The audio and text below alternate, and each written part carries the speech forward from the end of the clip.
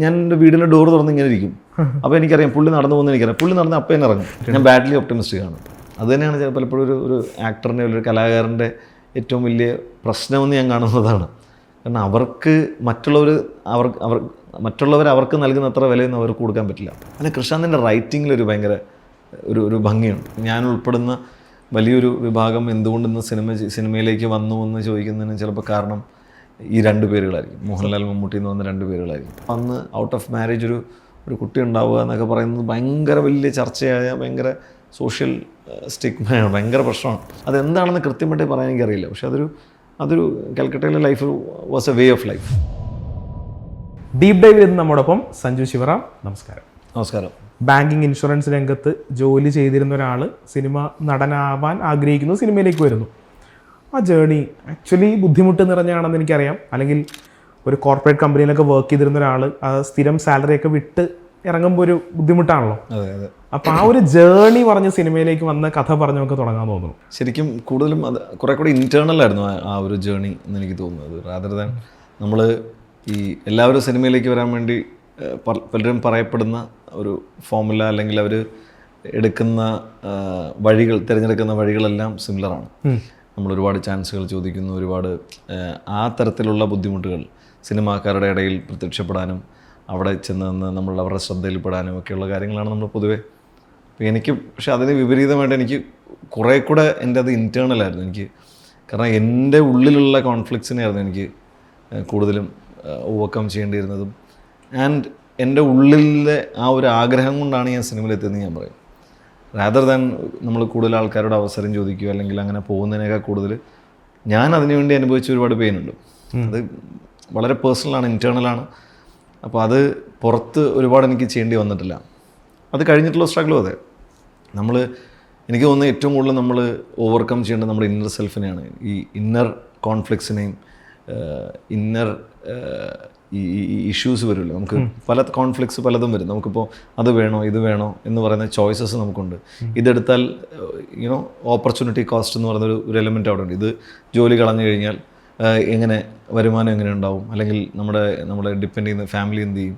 അപ്പോൾ ഇങ്ങനെയുള്ള കുറേ കാര്യങ്ങൾ. അപ്പോൾ ഇതിൻ്റെ ഒരു കോമ്പിനേഷൻ ഒക്കെ വർക്കൗട്ട് ചെയ്തിട്ടായിരിക്കും ഇത് ചിലപ്പോൾ സംഭവിക്കുന്നത്. പക്ഷേ എന്നെ സംബന്ധിച്ചിടത്തോളം ഞാൻ ഇതിനെ അത്രയ്ക്കേറെ ഇഷ്ടപ്പെട്ടിരുന്നു എന്ന് എനിക്ക് മനസ്സിലായത് ഞാൻ സിനിമയിൽ വന്നതിന് ശേഷമാണ്. കാരണം എനിക്ക് അത്രത്തോളം ഇഷ്ടമായതുകൊണ്ടാണ് ഞാൻ ഈ സിനിമയിൽ എത്തിയതെന്ന് എനിക്ക് ബോധ്യപ്പെട്ടത് ഞാൻ സിനിമയിൽ വന്നപ്പോഴാണ്. കാരണം എന്നെ ഫ്രസ്ട്രേറ്റ് ചെയ്യുന്ന ഒരുപാട് മൊമെൻറ്റ്സ് ഉണ്ടായിരുന്നു. ഞാൻ എൻ്റെ കോഴ്സ് കഴിഞ്ഞ് ഞാൻ MBA കഴിഞ്ഞ് എനിക്ക് ക്യാമ്പസ് പ്ലേസ്മെൻറ്റ് കിട്ടി. ഞാൻ ഒന്ന് ജോയിൻ ചെയ്തു. അപ്പോൾ ഇവിടെയൊക്കെ ഞാൻ പറയുന്ന ഒരു ഡെസ്റ്റിനി അല്ലെങ്കിൽ നിങ്ങളുടെ മാനിഫെസ്റ്റേഷനൊക്കെ ഭയങ്കര വാല്യൂ ഉണ്ട്. അപ്പോൾ ഞാൻ സിനിമ കൊതിച്ച് നടന്ന, സിനിമ ആഗ്രഹിച്ച് നടന്ന സമയത്ത്, അപ്പം ഞാൻ ഡിഗ്രി കഴിഞ്ഞ സമയത്താണ് ഞാൻ ഭയങ്കര എവിഡൻ്റായിട്ട് ഇതിനെപ്പറ്റി പ്രകടിപ്പിക്കാൻ തുടങ്ങി. എൻ്റെ ക്ലാസ്സിലാണെങ്കിൽ ഞാൻ MBA പഠിക്കുന്ന സമയത്താണെങ്കിൽ ഞാൻ ബാംഗ്ലൂരാണ് പഠിച്ചത്. അപ്പം കൂടുതലും നോർത്ത് ഇന്ത്യൻസും എല്ലാ സ്ഥലത്തുനിന്നുള്ള ആൾക്കാരുണ്ട്. അപ്പോൾ ഇവരോടൊക്കെ ഞാൻ ഇത് എക്സ്പ്രസ് ചെയ്യാറുണ്ട്. ഇവർക്കെല്ലാം അറിയാം എനിക്ക് സിനിമയോടുള്ള ഇതും സിനിമയുടെ ഡയലോഗുകൾ പറഞ്ഞു നടക്കുകയും. അപ്പം അതിനകത്ത് ഏറ്റവും സീരിയസ് അല്ല എന്ന് അവർക്ക് തോന്നിയിരുന്ന ഒരാൾ ഞാനാണ്. അപ്പോൾ അവിടെ മുതലുള്ള എൻ്റെ ആഗ്രഹങ്ങളായിരിക്കും ഒരുപക്ഷെ എനിക്ക് ജോലി കിട്ടി. എനിക്ക് ട്രിവാൻഡ്രത്താണ് പോസ്റ്റിംഗ് കിട്ടിയത്. അപ്പോൾ ആരും കേരളം ഓപ്റ്റ് ചെയ്യില്ലായിരുന്നു. കാരണം കേരളത്തിൽ വന്ന കരിയർ ഗ്രോത്ത് ഉണ്ടാവില്ല. കരിയർ ഗ്രോത്ത് ഉണ്ടാവണമെങ്കിൽ ബാംഗ്ലൂർ, ചെന്നൈ, ബോംബെ അങ്ങനെ ഏതെങ്കിലും മെട്രോസ് തന്നെ പിടിക്കുന്നതാണ് നല്ലത്. അപ്പോൾ എനിക്കിവിടെ വന്നപ്പോൾ എനിക്ക് ആദ്യം അയ്യോ എന്ന് ആലോചിച്ചെങ്കിൽ പിന്നെ രണ്ടാമത് ആലോചിച്ചത് ട്രിവാൻഡ്രത്താണ് സിനിമ. ട്രിവാൻഡ്രത്ത് ഒരു 3 കിലോമീറ്റർ റേഡിയസിൽ അന്നൊരു 10, 16, 17 തിയേറ്ററുകളുണ്ട്. പിന്നെ ഫിലിം ഫെസ്റ്റിവൽ നടക്കുന്നു, ഷോർട്ട് ഫിലിം ഫെസ്റ്റിവൽ നടക്കുന്നു. അപ്പോൾ എനിക്ക് കുറച്ചുകൂടെ നല്ല ഒരു സ്ഥലം അതാണ്. ഞാൻ ഏറ്റവും കൂടുതൽ മിസ് ചെയ്തിരുന്നത് സിനിമ കാണാൻ പറ്റുന്നില്ല എന്നുള്ളതായിരുന്നു മറ്റ് കേരളത്തിന് പുറത്ത് നിന്നപ്പോൾ. അപ്പോൾ അങ്ങനെ ഞാൻ ട്രിവാൻഡ്രത്ത് എത്തിപ്പെടുന്നു. അവിടെ നിന്ന് എനിക്ക് ഈ പറയുന്ന ഫിലിം ഫെസ്റ്റിവലും ഒക്കെ എനിക്ക് ഭയങ്കര എക്സ്പോഷറാണ് എനിക്ക് തന്നത്. അപ്പോൾ അവിടെ വന്ന് ഞാൻ പല ആൾക്കാരെയും പരിചയപ്പെടുന്നു. അപ്പോൾ എന്നെ ആദ്യമായിട്ട് തന്നെ ഒരു സിനിമയിലല്ല എന്നെ അഭിനയിക്കാൻ വിളിച്ചത് ഞാൻ 2009 ആ സമയത്ത് കണ്ട നരണിപ്പുഴ ഷാനവാസ് എന്ന് പറഞ്ഞിട്ടുള്ള ഡയറക്ടറായിരുന്നത്. അപ്പോൾ ഞാൻ അന്ന് അതിൻ്റെ ഓപ്പൺ ഫോറത്തിലൊക്കെ ഞാൻ എഴുന്നിട്ടുന്ന അദ്ദേഹത്തോട് ചോദ്യങ്ങൾ ചോദിക്കുകയും അങ്ങനെയൊക്കെ ഒരു പരിചയപ്പെട്ടിരുന്നു. പിൽക്കാലത്ത് എന്നെ ഒരു പെട്ടെന്ന് ഔട്ട് ഓഫ് ബ്ലൂ മൂൺ എന്നെ വിളിച്ച് അദ്ദേഹം കോൾ ചെയ്ത് ഞാൻ നോക്കിയപ്പോൾ ഒരു 6 മിസ് കോൾ കിടക്കുന്നു. പുള്ളി എന്നെ വിളിച്ച് ഒരു ആഡിൽ അഭിനയിക്കാൻ വേണ്ടിയിട്ടാണ്. മലപ്പുറത്തുള്ള ഒരു ചെറിയ ടെക്സ്റ്റൈൽസിൻ്റെ ആഡിൽ അഭിനയിക്കാൻ വേണ്ടിയിട്ടാണ് ഞാൻ വിളിക്കുന്നത്. അപ്പോൾ ആ സമയത്ത് ഞാൻ ഇവിടെ ദൂരെ എന്ന് പറഞ്ഞ സിനിമയുടെ ഡബ്ബിങ് കഴിഞ്ഞിങ്ങനെ നിൽക്കുന്ന സമയമാണ്. ഡബ്ബിങ് കഴിഞ്ഞിട്ട് അപ്പോൾ ഞാനിങ്ങനെ വൈഫിനോട് ഞാൻ പറയുന്നു, ഇനി എന്ത് ചെയ്യും, ഇനി വേറെ എന്തെങ്കിലും വരുമായിരിക്കുമല്ലേ, ഇനി എങ്ങനെയായിരിക്കും സിനിമയിലേക്ക് ഇനി നമ്മൾ എന്ത് ചെയ്യും എന്നിങ്ങനെ ആലോചിക്കുമ്പോൾ എനിക്ക് കോൾ വരുന്നത്. അപ്പോൾ ഇതാ ഞാൻ പറഞ്ഞത്, ഭയങ്കര ഡെസ്റ്റിനി അല്ലെങ്കിൽ നമ്മൾ മാനിഫെസ്റ്റ് ചെയ്യുന്നതിനനുസരിച്ചിട്ട് കാര്യങ്ങൾ നടന്നു വരികയും. അപ്പോൾ ഇതിനകത്ത് ഒരുപാട് പേർക്ക് റോളുകളുണ്ട്. അപ്പോൾ ഇവരെല്ലാം നമുക്ക് ചിലപ്പോൾ വഴി കാണിച്ചു തരും, നമ്മൾ തന്നെ പോകണം. പക്ഷെ ഇതിനെല്ലാം നമുക്ക് വഴികാട്ടികൾ ചിലപ്പം അറിഞ്ഞും അറിയാതെയും പലരും ഉണ്ട്. അപ്പോൾ ഞാൻ എൻ്റെ കോളേജിൽ പഠിച്ച ദീപേഷ് എന്ന് പറഞ്ഞ ഒരു സുഹൃത്തുണ്ട്. ദീപേഷ് വയനാടുകാരനാണ്. ദീപേഷ് വളരെ വ്യത്യസ്തനായ ഒരു മനുഷ്യനാണ്. അപ്പോൾ ദീപേഷ് ചിലപ്പോൾ ഒരു ദിവസം രാത്രി പുള്ളിക്ക് ഒന്ന് പുറത്ത് പോകണമെന്ന് തോന്നുന്നു. ചിലപ്പോൾ പുള്ളി ഒരു 8-9 കിലോമീറ്റർ എഴുന്നേറ്റ് നടക്കും. എഴുന്നേറ്റ് നടന്നു പോയി ഏതെങ്കിലും ഒരു കടയിൽ പോയിട്ട് അവിടെ പോയിട്ട് ചിലപ്പോൾ ഒരു ദോശ എന്തെങ്കിലും കഴിച്ചിട്ട് പുള്ളി തിരിച്ച് നടന്നു വരും. പുള്ളിക്കൊരു ബൈക്കുണ്ട്, അന്ന് ബൈക്കുണ്ട്, അതൊക്കെ. പക്ഷെ പുള്ളി വേറൊരു ടൈപ്പ് ചിന്തയുള്ള മനുഷ്യൻ. അപ്പോൾ എനിക്ക് ദീപേഷിനോട് സമയം സ്പെൻഡ് ചെയ്യാൻ ഭയങ്കര ഇഷ്ടമാണ്. ദീപേഷിൻ്റെ റൂമിൽ ഞങ്ങൾ കോളേജിനടുത്ത് തന്നെ താമസിക്കുന്നത്. അപ്പോൾ എനിക്ക് ക്ലാസ്സിനിടയ്ക്ക് ബ്രേക്കുള്ളപ്പോൾ ഞാൻ ദീപേഷ് റൂമിൽ പോയിരിക്കും. അപ്പോൾ ഞാൻ ചെന്ന് ദീപേഷ് നെയിൽ കട്ടർ എവിടെ ഇരിക്കുന്നത് ചോദിച്ചു കഴിഞ്ഞാൽ ദീപേഷ് പറയും, ആ റൂമിൽ ചെന്ന് റൈറ്റ് കബോർഡ് തുറന്നു അവിടെ ഒരു 3 ബുക്ക് ഇരിപ്പുണ്ട്, ആ ഒരു ബുക്കിൻ്റെ പുറകിൽ ഇരിപ്പുണ്ടായിരിക്കും എന്ന് പറഞ്ഞാൽ കൃത്യം അങ്ങനത്തെ ഒരു വേറൊരു മനുഷ്യനാണ്. ദീപേഷ് ആണെങ്കിൽ നല്ല സിനിമകളിലേക്ക് എന്നെ ഈ നയിക്കുന്നത്. ദീപേഷാണ് എനിക്ക് ചിൽഡ്രൻ ഓഫ് ഹെവൻ്റെ DVD തരുന്നതും, കളേഴ്സ് ഓഫ് പാരഡൈസ് എന്നെ കാണാൻ ഇത് ചെയ്യുന്നതും, ഫാദർ എന്നെ കാണാൻ പ്രേരിപ്പിക്കുന്നതും. അല്ലെങ്കിൽ എനിക്ക് ഇപ്പോൾ അടുത്തും ദീപേഷ് എന്നെ ഫോൺ ചെയ്തപ്പോൾ എന്നോട് ചോദിച്ചു, ഞാൻ നിനക്ക് തന്ന പണ്ടൊരു പടം, എനിക്കൊന്ന് അർജൻറ്റീനിയനാണോ ബ്രസീലിയനാണോ പടം എന്ന് എനിക്കറിയില്ല, ഔഹസാഡ് ബാൽത്തസാർ എന്ന് പറഞ്ഞൊരു സിനിമ. അപ്പോൾ എൻ്റെ പേഴ്സ്പെക്റ്റീവ് സിനിമയെ പറ്റി മാറ്റി. അപ്പോൾ ഇവർക്കെല്ലാം ഇതിനൊരു റോളുണ്ട്. അപ്പോൾ അവിടെ നിന്ന് ഞാൻ ട്രിവാൻഡ്രം എത്തി. ഈ പറയുന്ന പോലെ ശ്യാംപ്രസാദ് സാറിൻ്റെ വീടിനടുത്തായിരുന്നു താമസിച്ചിരുന്നത്. അപ്പോൾ ഞാൻ അദ്ദേഹത്തിനെ ഫോളോ ചെയ്തിട്ടുണ്ട് കുറേ തവണ. റോള് ചോദിക്കണോ വേണ്ടോ ലിറ്ററലി പുറകെ നടക്കും പുള്ളി. ഞാൻ എൻ്റെ വീടിൻ്റെ ഡോർ തുറന്ന് ഇങ്ങനെ ഇരിക്കും. അപ്പോൾ എനിക്കറിയാം പുള്ളി നടന്നു പോകുന്നത് എനിക്കറിയാം. പുള്ളി നടന്ന് അപ്പം തന്നെ ഇറങ്ങും. പുള്ളി അന്നൊരു റൈവാനൊക്കെ വെച്ചിട്ട് ടീഷർട്ടൊക്കെ ഇട്ടിട്ട് പുള്ളി നടന്നു പോകും. അപ്പോൾ ഞാൻ പുള്ളിയെ ചേസ് ചെയ്ത് കുറേ ദൂരം പോയിട്ടുണ്ട്. എന്നിട്ട് ഒരു പ്രാവശ്യം പോയപ്പോൾ പിന്നെ ചോദിക്കണമെന്ന് വെച്ചിട്ട് പിന്നെ വേണ്ടാന്ന് വെച്ച് പിന്നെ ഞാൻ അവിടെ എത്തി ഇങ്ങനെ സ്റ്റക്കായി. പിന്നെ അവിടുത്തെ ഒരു കോഴിക്കടയിൽ നിന്ന് കോഴി വാങ്ങിച്ചിട്ട് ഞാൻ പിടിച്ച് ഷൂട്ട് ചെയ്തു. പിന്നെ ഞാൻ ഇവിടെ നിന്ന് പുള്ളിയുടെ വീട്ടിൽ നമ്പർ എടുത്തിട്ട് ഞാൻ നമ്പറിൽ ഫോൺ വിളിച്ചിട്ട് അപ്പോൾ ആദ്യം വിളിക്കുമ്പോൾ ഫോൺ കിട്ടുന്നില്ല. അപ്പം ഞാൻ പിന്നെ വളരെ പരിചിതമായ ഒരാളെ വിളിക്കുന്ന പോലെ, ആ ശ്യാം സാറുണ്ടോ എന്ന് വിളിച്ച് ചോദിക്കും. അപ്പം ആ ഉണ്ടല്ലോ കൊടുക്കാം, ആരാ എന്നൊക്കെ പറയാം. അതിനുള്ള ഗ്യാപ്പ് കൊടുത്തില്ലേ. അപ്പോൾ കോൾ കൊടുത്തപ്പം ഞാൻ അദ്ദേഹത്തെ എന്നിട്ട് ഫോട്ടോസൊക്കെ മെയിൽ അയക്കുകയും. അപ്പോൾ അങ്ങനെ വളരെ ചുരുങ്ങിയ ചില എൻകൗണ്ടേഴ്സ് അങ്ങനെ ഉണ്ടായിട്ടുണ്ട്. പക്ഷേ എന്നെ ഈ ഒരു യാത്ര ഭയങ്കര ഇമ്പോർട്ടൻ്റ് ആയിരുന്നു. എനിക്ക് ജോലി ചെയ്യുന്ന സമയത്തും എനിക്കുണ്ടായ ഫ്രസ്ട്രേഷൻസ് ഉണ്ട്. അപ്പോൾ ഞാൻ ജോലി ചെയ്ത സമയം ദൈവാനുഗ്രഹത്തിന്, കാരണം എൻ്റെ ഇൻറ്റൻറ്റ് വളരെ കറക്റ്റായിരുന്നു. എനിക്ക് ജോലിയിൽ ഭയങ്കര സക്സസ്ഫുൾ ആവണം, നല്ലപോലെ ഗ്രോ ചെയ്യണം. കാരണം സിനിമ ഇമ്പോസിബിൾ ആണല്ലോ. അപ്പം ഇതിലെനിക്ക് നല്ലോണം ഗ്രോ ചെയ്യണം ഭയങ്കര ആഗ്രഹം. അപ്പം ഞാൻ ഭയങ്കര നല്ല പെർഫോമറായിരുന്നു. ആദ്യത്തെ ഒരു 3-4 മാസം കൊണ്ട് തന്നെ ഞാൻ കമ്പനിയിലെ ഏറ്റവും നല്ല പെർഫോമൻസിൽ ഒരാളാവുകയൊക്കെ ചെയ്തു. ഫസ്റ്റ് ഇയറിൽ എൻ്റെ ഭയങ്കര നല്ല അച്ചീവ്മെൻ്റ് ആയിരുന്നു. ആദ്യത്തെ 2 വർഷം, രണ്ടാമത്തെ വർഷം എനിക്ക് ഭയങ്കര നല്ല അച്ചീവ്മെൻ്റ് ആയിരുന്നു. പ്രൊമോഷൻ എലിജിബിൾ ആവുന്നു. അപ്പോൾ എനിക്ക് അത് വേണ്ടെന്ന് വെക്കാനുള്ള മറ്റ് കാരണങ്ങളില്ല, ഒരു ചാൻസും ഇല്ല. കാരണം എനിക്ക് മറ്റ് പല സ്ഥലത്തു നിന്നും ഓഫറുകൾ വരികയും ഒക്കെ, എൻ്റെ സുഹൃത്തുക്കൾ പലരും പുറത്താണ്, അപ്പം പുറത്തേക്ക് പോകാനും ഒക്കെ ഓഫറൊക്കെ എനിക്ക് വന്നിരുന്നു. പക്ഷേ എന്നെ ഇതിനെല്ലാം സ്റ്റോപ്പ് ചെയ്തിരുന്ന സിനിമയാണ്. അപ്പോൾ കുറച്ച് കഴിയുമ്പോൾ ഞാൻ ഈ ജോലിയിൽ തന്നെ ഡിസാറ്റിസ്ഫൈഡ് ആവാൻ തുടങ്ങി. ഞാൻ ഇഷ്ടപ്പെട്ടിരുന്ന ജോലിയിൽ ഞാൻ ഡിസാറ്റിസ്ഫൈഡ് ആവുകയും എനിക്കതിനോട് അതിനും പല കാരണങ്ങൾ നമുക്ക് ഒത്തു വന്നിരുന്നു. അപ്പോൾ ആ സമയത്ത് റിസെഷൻ, കമ്പനി എംപ്ലോയീസിന് ആ സമയത്ത് പ്രൊമോഷൻ കൊടുക്കുന്നില്ല എന്നെടുക്കുന്ന തീരുമാനങ്ങൾ. അപ്പോൾ ഇതൊക്കെ വരുമ്പോൾ നമ്മൾ ഡിസാർട്ടൻ്റ് ആവും. അപ്പോൾ എനിക്ക് കുറെ കൂടി ഉറപ്പായി സിനിമയാണ് എൻ്റെ മേഖലയാണ്. അപ്പം അങ്ങനെ വന്ന് ഞാൻ എറണാകുളത്തെത്തി ഞാൻ ധനലക്ഷ്മി ബാങ്കിൽ ജോലി ചെയ്യുന്നു. അവിടെയും ബാങ്കിൽ കുറേ ഇഷ്യൂസൊക്കെ വന്നപ്പോൾ എനിക്കത് ഭയങ്കര വളമായി മാറി. ആ സമയത്ത് തന്നെ എനിക്ക് സിനിമയിലേക്ക് ഇങ്ങനെ അവസരം വരികയും ആ ഫസ്റ്റ് സിനിമ ഷൂട്ട് ചെയ്തുകൊണ്ടിരിക്കുമ്പോൾ തന്നെ ഞാൻ എൻ്റെ റെസിഗ്നേഷൻ കൊടുക്കുകയും ചെയ്തു. അപ്പോൾ അത് ഭയങ്കര ഒരു സ്മൂത്ത് ട്രാൻസിഷനായി മാറി. പക്ഷെ ഭയങ്കര ടഫായിരുന്നു. കാരണം വീട്ടിലേക്ക് ഡിസ്കസ് ചെയ്യുമ്പോൾ, അപ്പോൾ അന്ന് ഞാൻ മാരീഡാണ്. അപ്പോൾ വൈഫിനോട് ഞാനിങ്ങനെ പറഞ്ഞു, ഇങ്ങനെ സിനിമയിൽ കിട്ടി, ഇനി ഞാനപ്പോൾ ജോലി എന്ത് ചെയ്യും, ജോലി കളയാൻ പറ്റില്ല, ജോലി എങ്ങനെ കളയാം. അപ്പോൾ ഞാൻ പറഞ്ഞു, ഈ ജോലിയും ഇതുമായിട്ടൊക്കെ ഒരുമിച്ച് എത്രയോ പേരെങ്ങനെ ചെയ്യുന്നുണ്ട്. ഞാൻ പറഞ്ഞു, എനിക്ക് ജൂനിയർ ആർട്ടിസ്റ്റ് ആവാൻ വേണ്ടിയിട്ടല്ല, കാരണം എല്ലാം കൂടെ 2 പരിപാടിയായിട്ടൊന്നും നടക്കില്ല. അങ്ങനെ നമ്മൾ ഒരുപാട് പേരുണ്ട്, പക്ഷെ അവരൊരിക്കലും ഒരു തീരുമാനം എടുക്കാൻ പറ്റില്ല. ഞാൻ പറഞ്ഞു, എനിക്ക് അങ്ങനെയല്ല എനിക്ക് ചെയ്യേണ്ടത്.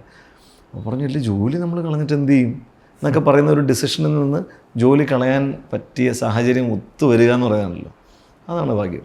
എനിക്ക് തോന്നണേ ഭയങ്കര ഒപ്റ്റിമിസ്റ്റിക് ആയിട്ടുള്ള ഒരാളാണെന്ന് എനിക്ക് തോന്നിയിട്ടുണ്ട്. ഞാൻ ബാഡ്ലി ഒപ്റ്റിമിസ്റ്റിക് ആണ്. അതുകൊണ്ട് അങ്ങനെ ബാഡ്ലി ഒപ്റ്റിമിസ്റ്റിക് ആണ്. കാരണം നിങ്ങളോട് ഞാൻ 4 മണിക്ക് ഇവിടെ വരുമെന്ന് പറഞ്ഞു. ഞാൻ 4 മണിക്ക് എത്തില്ല എന്ന് എനിക്ക് മനസ്സിലായി. പക്ഷേ ഞാൻ 4 മണി വരെ ഞാൻ റിലാക്സ്ഡ് ആയിരുന്നു. 4 മണി അതിനെ പറ്റി ആലോചിച്ച് പോരെ. 4 മണി വരെ ഞാൻ റിലാക്സ്ഡ് ആയിരുന്നു. അത് കഴിഞ്ഞിട്ടുള്ള 10-15 മിനിറ്റാണ് എനിക്ക് അയ്യോ പെട്ടെന്ന് എത്തണമല്ലോ എന്നുള്ള സാധനം. പക്ഷേ അതെനിക്ക് എപ്പോഴും ലൈഫ് ലോങ് അങ്ങനെ തന്നെയായിരുന്നു. ഞാൻ ഭയങ്കര ഒപ്റ്റിമിസ്റ്റിക് ആണ്. ചില സമയത്ത് എനിക്ക് അതൊരു അസുഖമാണോന്നൊരു തോന്നിയിട്ടുണ്ട്. പക്ഷേ ഭയങ്കര അടിപൊളിയാണത്. അത് ഞാൻ എപ്പോഴൊക്കെ ഒപ്റ്റിമിസ്റ്റിക് ആയിട്ടുണ്ടോ എനിക്ക് അപ്പോഴൊക്കെ നല്ലതേ വന്നിട്ടുള്ളൂ.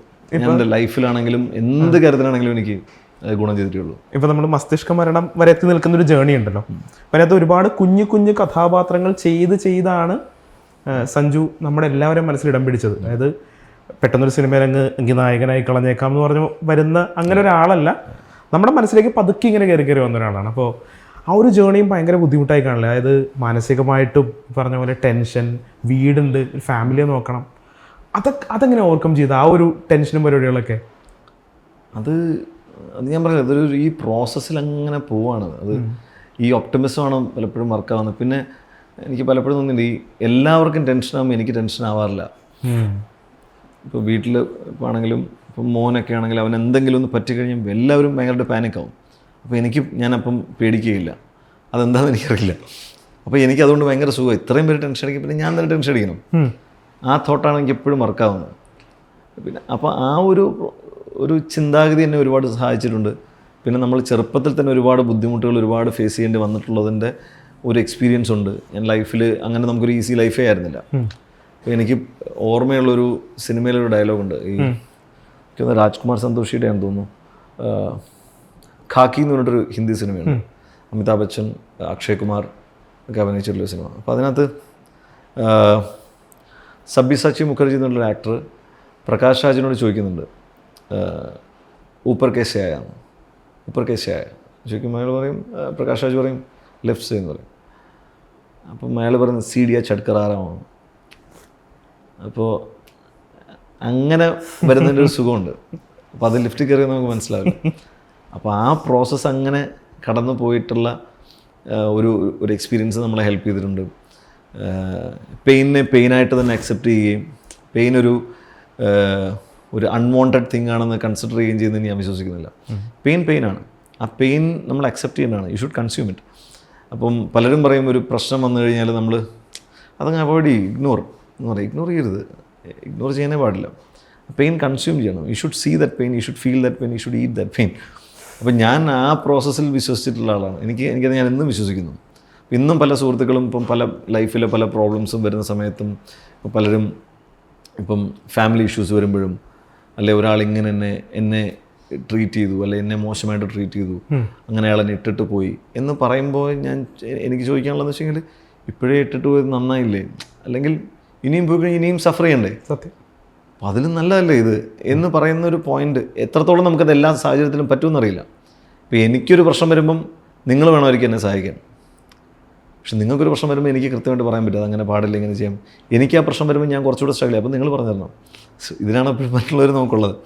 അപ്പോൾ ആ ഒരു കോണ്ടെക്സ്റ്റിൽ പറഞ്ഞാൽ ഇപ്പം ചിലർ പറയാൻ എളുപ്പമാണെന്ന് പറയും. എന്നിരുന്നാൽ പോലും ഇത് എൻ്റെ പ്രശ്നം വരുമ്പോൾ നിങ്ങളായാലും എന്നോട് ഇത് തന്നെ പറഞ്ഞു തരണം എന്ന് ഞാൻ അഭിപ്രായപ്പെടുന്നു. അപ്പം അങ്ങനൊരു പ്രോസസ്സിലൂടെ കടന്നു വന്നതുകൊണ്ട് ഉണ്ടായ ഗുണങ്ങളുണ്ട്. ഈ സ്ട്രഗിൾ എന്ന് പറഞ്ഞാൽ അത് ഈ പറയുന്ന പോലെ അത്ര എളുപ്പത്തിൽ ഒഴിവാക്കാൻ പറ്റുന്നതൊന്നുമല്ല.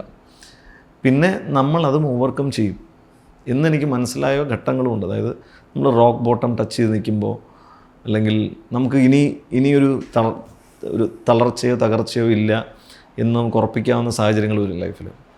അപ്പോൾ അവിടെ നിൽക്കുമ്പോൾ നമുക്ക് മനസ്സിലാവും ഇനി മുകളിലോട്ടേ ഉള്ളൂ യാത്ര എന്ന്. ആ ഒരു പേഴ്സ്പെക്റ്റീവ് വെച്ച് പോകുമ്പം അത് മുകളിലേക്ക് തന്നെ പോകുള്ളൂ. എനിക്കത് കോവിഡൊക്കെ വന്നപ്പോൾ എനിക്ക് ഭയങ്കര എവിഡൻ്റായിട്ട് എനിക്കത് മനസ്സിലായ കാര്യമാണ്. അപ്പോൾ റോക്ക് ബോട്ടം എത്തി. അതായത് ഈ സിനിമയിൽ ഞാൻ മനസ്സിലായിട്ടുണ്ട്, ഈ സിനിമയിൽ നിന്ന് നിങ്ങൾ പുറത്താവുന്നത് ഏറ്റവും അവസാനം തിരിച്ചറിയുന്ന ആൾ നിങ്ങളായിരിക്കും. അപ്പം നമ്മളാണ് തിരിച്ചറിയുക നമ്മൾ സിനിമയിലില്ല, അയ്യോ നമ്മൾ ഒരു ഇക്വേഷനിലും പെടുന്നില്ലല്ലോ എന്ന് പറയുന്നൊരു സാധനം ഉണ്ടല്ലോ. അപ്പോൾ ഒരു ഇക്വേഷനിലും നമ്മൾ പെടുന്നില്ല. അപ്പോൾ അതെനിക്ക് ഒരു 2018 ശേഷം എനിക്ക് പിന്നെ സിനിമകളെ ഒരു 2 കൊല്ലം ഇല്ലായിരുന്നു. അപ്പോൾ നമ്മൾ ഭയങ്കര അതിശയത്തോടെ, കാരണം അതിനു മുമ്പത്തെ സിനിമകൾ വർക്കായിട്ടുണ്ട്, നന്നായി വർക്കായി കഥാപാത്രങ്ങളുണ്ട്, ആൾക്കാർ ഒരുപാട് പ്രശംസിച്ച കഥാപാത്രങ്ങളുണ്ട്, ഇതെല്ലാം സംഭവിച്ചിട്ടുണ്ട്. പക്ഷേ എങ്ങനെയോ അപ്പം അത് കാരണം നമ്മൾ അങ്ങനെ ഒരു സമയം വന്നിട്ടുണ്ട്. ആ സമയം ഈ ലോക്ക്ഡൗൺ ഒക്കെ വന്നപ്പോഴാണ് മനസ്സിലായത് എല്ലാവരും ഒരുപോലെ ഇരിക്കുകയാണല്ലോ. അപ്പം നമുക്ക് ഏകദേശം മനസ്സിലായി എൻ്റെ മാത്രം ദുഃഖമില്ല, എല്ലാവർക്കും ഇപ്പോൾ അത്യാവശ്യം ദുഃഖങ്ങളൊക്കെ ഉണ്ട് എന്ന് മനസ്സിലാക്കി അവിടുന്ന് താഴോട്ടൊരു പോക്കില്ല എന്നുള്ളൊരു തോന്നലുണ്ടായതും ആ സമയത്താണ്. അപ്പോൾ ആ സമയമാണ് ഞാൻ ഏറ്റവും കൂടുതൽ എൻജോയ് ചെയ്തിട്ടുള്ളതും ഇരുന്ന് മനസ്സിനെ മറ്റേ ഒരു ഒരു ഒരു സന്തോഷമായിട്ട് മുമ്പോട്ട് പോയ കുറച്ച് ദിവസങ്ങളായിരുന്നു ഈ കോവിഡിൻ്റെ സമയം ഞാൻ പറയും. കാരണം എല്ലാവരും ബുദ്ധിമുട്ട് പറയും, നമ്മളുടെ വർക്കില്ല അതില്ല അതിലെല്ലാം ഈ പ്രശ്നത്തിലെല്ലാം തരണം ചെയ്ത് പോകാൻ പറ്റിയതും ആ സമയത്ത് വലിയൊരു ഭാഗ്യമാണ്. അല്ലെങ്കിൽ അതാണ് നമ്മുടെ കഴിവെന്ന് ഞാൻ വിശ്വസിക്കുന്നു. അവിടെ നിന്ന് പിന്നെ എനിക്ക് മുമ്പോട്ടേ ഉണ്ടായിട്ടുള്ളൂ. നമ്മളെ തിരിച്ച് റോളുകളിലേക്ക് വരാമെന്ന് എനിക്ക് തോന്നുന്നു. നമുക്ക് 4.5 സംഘം ആ ഒരു റോള് എന്തായാലും നമുക്ക് പറയണം. കാരണം അതിൻ്റെ അകത്ത് ട്രിവാൻഡ്രം സ്ലാങ്ങും ആ ഒരു സ്വാഗും, അതായത് ആളുകൾ സഞ്ജു എന്ന് പറയുമ്പോൾ ഏറ്റവും കൂടുതൽ എടുത്ത് പറയുന്ന റോളുകളിലൊന്നാണ് ഈ അരുൺ എന്നുള്ള റോള്. അപ്പോൾ അതെങ്ങനെയായിരുന്നു? ആ റോള് ചെയ്യുമ്പോഴേക്കും ഒരു പെർഫെക്റ്റ് റെഫറൻസ് ഉണ്ടായിരുന്നോ? അല്ലെങ്കിൽ നിങ്ങൾ ആ സിനിമയിലെ ക്രൂ തന്നെ തീരുമാനിച്ചിട്ടുണ്ടായിരുന്നോ ഇങ്ങനെയൊക്കെ ആവണം എന്നുള്ളത്? എന്താണ് അതിൻ്റെ പുറകിൽ സംഭവിച്ച കഥ? ഇതിനകത്ത് നമുക്കൊരു പെർഫെക്റ്റ് ഡിസൈനുമായിട്ടൊരു ക്യാരക്ടറുമായിട്ട് അടുത്തേക്ക് പോകാൻ പറ്റുമെന്ന് എനിക്ക് തോന്നുന്നില്ല. ഞാൻ അങ്ങനത്തെ ആക്ടറും അല്ല. എനിക്ക് പെർഫെക്റ്റ്ലി അയാൾ ഇങ്ങനെ ആയിരിക്കും. പക്ഷേ അങ്ങനെ വരുമ്പോൾ എന്താ പ്രോബ്ലം വെച്ചാൽ ഭയങ്കര കാൽക്കുലേറ്റഡ് ആയിരിക്കും. അപ്പം നമുക്കൊരു ഇമോഷണൽ കണക്റ്റൊക്കെ ചിലപ്പോൾ പോവും. കാരണം നമ്മൾ എല്ലാം പഠിച്ചതാണല്ലോ. ഇപ്പം നമ്മൾ 10ഉം 15ഉം എത്ര അല്ലെങ്കിൽ 10ൻ്റെ ടേബിൾ എഴുതാൻ പറഞ്ഞു കഴിഞ്ഞാൽ നിങ്ങൾക്കത് ആലോചിക്കേണ്ട കാര്യമില്ല, നമുക്ക് ഓൾറെഡി അറിയാവുന്ന കാര്യമില്ല. നമ്മൾ എഴുതി പോവും. അപ്പോൾ ഒരു പൂജ്യം ഇട്ട് ഓരോ നമ്പറിൻ്റെ കൂടെ പൂജ്യം ഇട്ട് അങ്ങ് പോയാൽ മതി. പക്ഷെ അതല്ലാതെ നമ്മൾ അതിൽ വർക്ക് ചെയ്യേണ്ട വരുമ്പോൾ അതിനകത്തൊരു കുറേ ഇൻപുട്സും കൊണ്ട് പോവുകയും പിന്നെ ആ പ്രോസസ്സിൽ നമ്മൾ വർക്ക് ചെയ്യുന്നതിൻ്റെ ഒരു സുഖമുണ്ട്. അതാണ് എനിക്കിപ്പോഴും സിനിമ ചെയ്യുമ്പോൾ കിട്ടിയിട്ടുള്ള ഹൈ എന്ന് പറയുന്നത്. അതാണ് നമ്മളൊരു കുറേ കാര്യങ്ങളുമായിട്ട് നമ്മൾ പോവുകയും അതൊന്നും അല്ലാത്ത മറ്റൊരു തരത്തിലേക്ക് അത് എത്തിപ്പെടുകയും ചെയ്യുമ്പോൾ, ഇപ്പം നിങ്ങൾ ഇപ്പോൾ അരിക്കുട്ടൻ എന്ന് പറയുന്ന കഥാപാത്രത്തെ പറ്റി പറയുമ്പോൾ എനിക്കത് പക്ഷെ അത്ര ഗംഭീര പരിപാടിയായിട്ട് എനിക്ക് തോന്നില്ല. കാരണം എന്തുകൊണ്ടെന്ന് വെച്ച് കഴിഞ്ഞാൽ കാരണം എനിക്കത് അറിയില്ല എന്താണ്. അപ്പോൾ ഞാൻ എങ്ങനെ അതിനെ ഇവാലുവേറ്റ് ചെയ്യാൻ എനിക്കറിയില്ല. കാരണം ഞാൻ ചെയ്തതാണല്ലോ. മറ്റുള്ളൊരു നല്ലത് പറയുന്നുണ്ടായിരിക്കും. അത് തന്നെയാണ് പലപ്പോഴും ഒരു ആക്ടറിൻ്റെ ഒരു കലാകാരൻ്റെ ഏറ്റവും വലിയ പ്രശ്നമെന്ന് ഞാൻ കാണുന്നതാണ്. കാരണം അവർക്ക് മറ്റുള്ളവർ അവർക്ക് നൽകുന്ന അത്ര വിലയൊന്നും അവർക്ക് കൊടുക്കാൻ പറ്റില്ല, നമുക്കറിയാൻ പറ്റില്ല. അപ്പം നിങ്ങളൊരു വലിയൊരു മാസ്റ്റർ പീസ് നിങ്ങൾ ക്രിയേറ്റ് ചെയ്തു എന്ന് വെച്ചു, നിങ്ങൾക്ക് എത്രത്തോളം അതിൽ മതിപ്പ് കൊണ്ടുവരാൻ സാധിക്കും? സത്യം എനിക്ക് പറ്റുമായിരിക്കും. ഞാൻ അത് കണ്ടിട്ട് ഗംഭീരമാണ് കുറച്ച് കഴിയുമ്പോൾ നമുക്ക് ചെടിക്കും. നമ്മൾ ഈ ഭയങ്കര രുചിയുള്ള പായസമൊക്കെ കുടിച്ചിട്ട് കുറച്ച് കഴിയുമ്പോൾ ചെടിക്കുന്ന പോലെ നമുക്ക് ഇതിനപ്പുറത്തേക്ക് എന്ത് റിയാക്ട് ചെയ്യണമെന്ന് അറിയില്ലല്ലോ. അപ്പോൾ അരിക്കുട്ടൻ ചെയ്യുന്ന സമയത്ത് കുറേ ഇൻപുട്സ് ഉണ്ടായിരുന്നു. ഇപ്പം എനിക്കത് ഞാൻ തിരുവനന്തപുരത്ത് കുറച്ചുനാൾ വർക്ക് ചെയ്തിട്ടുള്ളതുകൊണ്ട് എനിക്ക് ആ സമയത്ത് എൻ്റെ കുറച്ച് എക്സ്പീരിയൻസസ് ഉണ്ടായിരുന്നു. ആ സമയത്ത് പത്രങ്ങളിൽ വന്ന പല വാർത്തകളും ഉണ്ടായിരുന്നു, പല വ്യക്തികളെ പറ്റിയിട്ടുള്ള പരാമർശങ്ങളുണ്ടായിരുന്നു. ഇപ്പോൾ അതിൽ ആ സമയത്ത് ന്യൂസുകളിൽ എപ്പോഴും വന്നിരുന്ന പുത്തമ്പാലം രാജേഷ് അല്ലെങ്കിൽ ഓം പ്രകാശ് അങ്ങനെ അപ്പോൾ ഇവരുടെയൊക്കെ ബാക്ക് സ്റ്റോറി എന്തായിരിക്കുമെന്ന് നമ്മളുടെ ഒരു ഇമാജിനേഷൻ ഉണ്ട്. അവർ എന്തായിരിക്കും അവർ ചെയ്തിട്ടുണ്ടാവുക, എങ്ങനെയായിരിക്കും. അപ്പോൾ ഇങ്ങനത്തെ കുറേ കാര്യങ്ങൾ അതിനകത്ത് ഇങ്ങനെ പോകുന്നുണ്ട്. അപ്പം ഈ അറിഞ്ഞോ അറിയാതെ നമ്മൾ വരുന്ന കുറേ റെഫറൻസസ് ഉണ്ട്. പിന്നെ കൃഷാന്ത് പറഞ്ഞുള്ള കുറേ അറിവുകളുണ്ട് ഈ കഥാപാത്രത്തെ പറ്റിയിട്ടും ഈ തടിപ്പാലം എന്ന് പറയുന്ന കോളനിയെ പറ്റി ആ കോളനിയെ പറ്റിയിട്ടും. അപ്പോൾ ഇതൊക്കെ നമ്മളെ അറിഞ്ഞോ അറിയാതെ നമ്മളെ ഇൻഫ്ലുവൻസ് ചെയ്യും. പിന്നെ സ്ലാങ്ങും ഇതെല്ലാ കാര്യങ്ങളൂടെ വരുമ്പോൾ നമുക്കതിലൊരു ഷേപ്പ് വരും.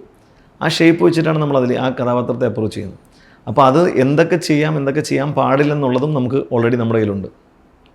പക്ഷേ ഇത് തന്നെ ചെയ്യണമെന്നുള്ളൊരു റൂട്ടുമായിട്ട് നമുക്ക് പോകാൻ പറ്റുമെന്ന് എനിക്ക് തോന്നുന്നില്ല.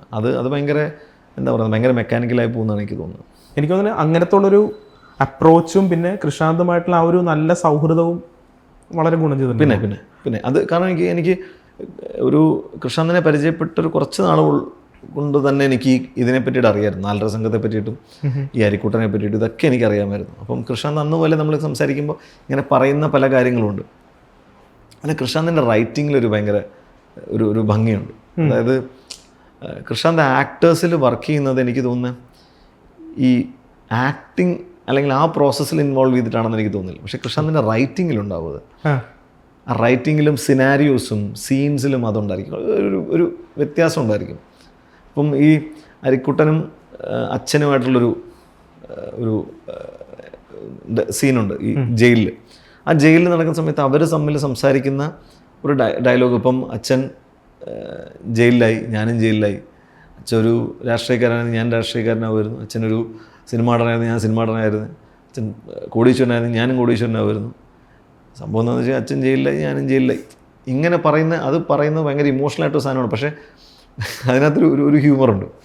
അപ്പോൾ ഈ റൈറ്റിംഗ് ഇത് വായിക്കുമ്പോൾ തന്നെ നമുക്ക് അതിനകത്ത് വേറൊരു ക്യാരക്ടർ നമ്മൾ വേറൊരു ക്യാരക്ടർ കിട്ടും, നമ്മൾ ചെയ്തിട്ടില്ലാത്ത പോലെ. അപ്പോൾ എനിക്ക് തോന്നിയില്ല കൃഷ്ണാന്തിൻ്റെ ആക്ടേഴ്സിൽ വർക്ക് ചെയ്യാൻ കൃഷ്ണാന്ത് ഏറ്റവും നന്നായിട്ട് ഉപയോഗിക്കുന്നത് ഈ സീൻസും ഈ സിനാരിയോസും ആ ഡയലോഗുകളും വെച്ചിട്ടാണെന്ന് എനിക്ക് തോന്നി, ആ ഡിസ്ക്രിപ്ഷൻസും വെച്ചിട്ടാണെന്ന് തോന്നുന്നു. അപ്പോൾ അത് നമ്മളെ ഭയങ്കരമായിട്ട് സഹായിക്കും. നിങ്ങൾ തമ്മിൽ എനിക്ക് തോന്നുന്നു ട്രിവാൻഡ്രത്ത് വന്നു കഴിഞ്ഞപ്പോലുള്ള ബന്ധമാണ്, അല്ലെങ്കിൽ അല്ല, ഞാൻ സിനിമയിൽ വന്നതിന് ശേഷം എനിക്ക് ടൊവിയാണ് എനിക്ക് കൃഷ്ണാന്തിനെ പരിചയപ്പെടുത്തുന്നത്. അപ്പോൾ ടൊവി പണ്ടൊരു കഥ ഇതുപോലെ ടൊവിയുമായിട്ട് ഡിസ്കസ് ചെയ്തിരുന്നു, പണ്ട് 2015.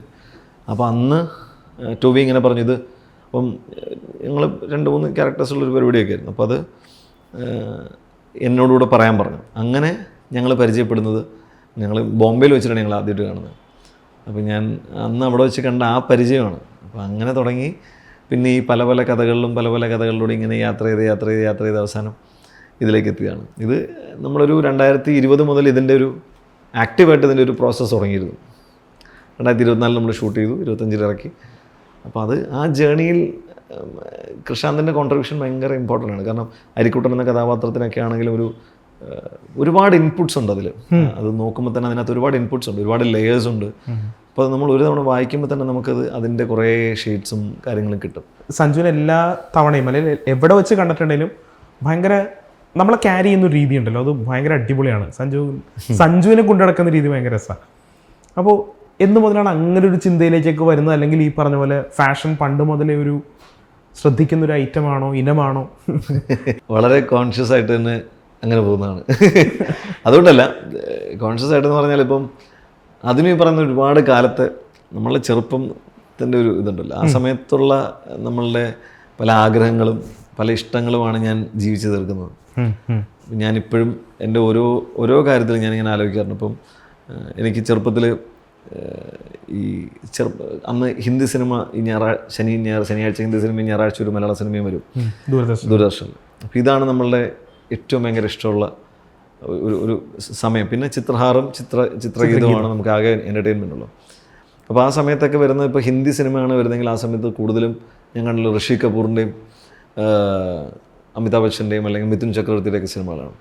അപ്പോൾ അന്ന് മുതൽ അവരിടുന്ന ഡ്രസ്സുകൾ, അവരിടുന്ന പോലത്തെ ടീഷർട്ടുകൾ ഒക്കെ ഭയങ്കര നമുക്ക് കൊതിയായിരുന്നു. അപ്പം അങ്ങനത്തെ ആ ഒരു ആഗ്രഹമൊക്കെ അന്ന് മുതലേ കിടക്കുന്നത്. പക്ഷെ അന്ന് നമുക്ക് 2-3 ജോഡി ഡ്രസ്സൊക്കെ ഉണ്ടാവുള്ളൂ. അപ്പം അതൊക്കെ നമ്മൾ ശരിക്കും നമ്മളെ വിഷമിപ്പിച്ചിട്ടുണ്ട്.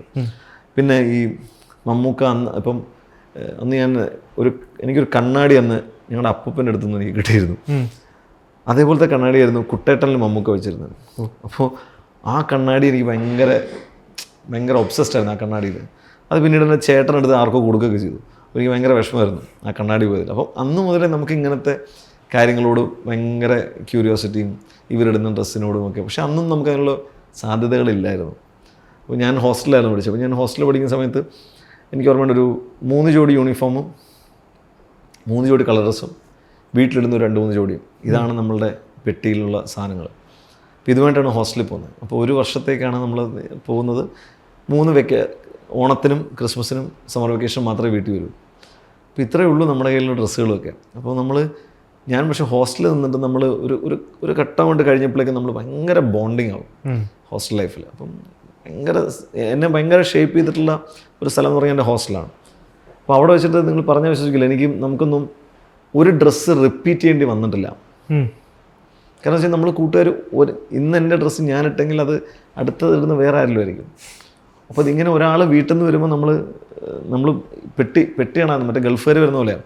അപ്പം വെക്കേഷൻ കഴിഞ്ഞ് വരുമ്പോഴത്തേക്കും എല്ലാവരും പെട്ടി വന്ന്, എടാ ഞാനൊരു 2 ഡ്രസ്സ് എടുത്തിട്ടുണ്ട്, ഓണത്തിന് ഇന്നതെടുത്തു, ഇത് കണ്ടത്. അപ്പം നമ്മൾ ഓരോരുത്തർ ബുക്കിങ്, എടാ ഇത് യൂത്ത് ഫെസ്റ്റിവലിൽ ഞാനിടും, അപ്പം മറ്റേ അവരുടെ ആനുവലിലേക്ക് ഞാനിടും.